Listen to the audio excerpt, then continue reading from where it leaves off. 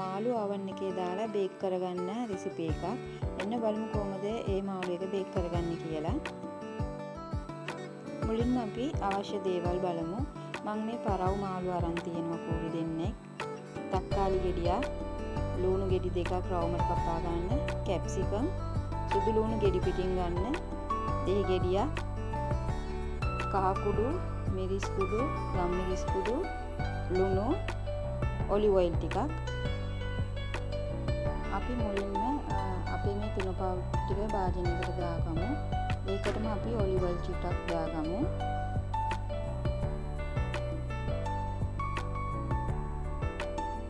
ඒ සමගම අපි දෙහි ගෙඩියත් මේ තුනපා එකට මිශ්‍ර කරගමු. දැන් අපි මේ තුනපා ටික හොඳට මිශ්‍ර කරගමු. අපි මිශ්‍ර කරගත්ත මේ තුනපා එක අපි දැන් මාළු කුරු දෙන්නෙක් ඉන්න නිසා අපි මේ තුනපා එක දෙකට බෙදාගමු.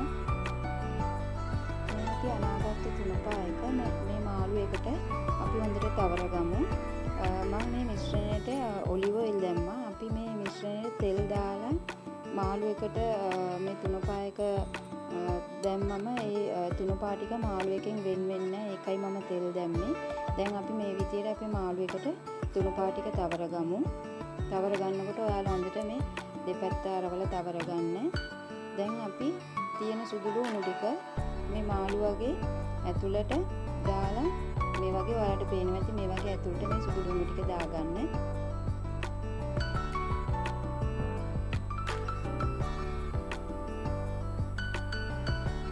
මේ වගේම අනිත් මාළුවට ඉතුරු සුදු ලුණු ටිකක් දාගන්න.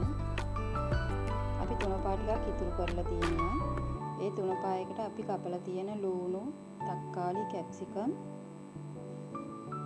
ඒ ටික දාලා තෙල් චුට්ටකුත් දාලා අපි මේ තුනපා එකෙන් මේ ලුණු ටිකයි කැප්සිකම් ටිකයි හොඳට මිශ්‍ර කරගමු. එතකොට මේ ලුණු එකටයි කැප්සිකම් එකටයි මේ තුනපා එක හොඳට අල්ලනවා.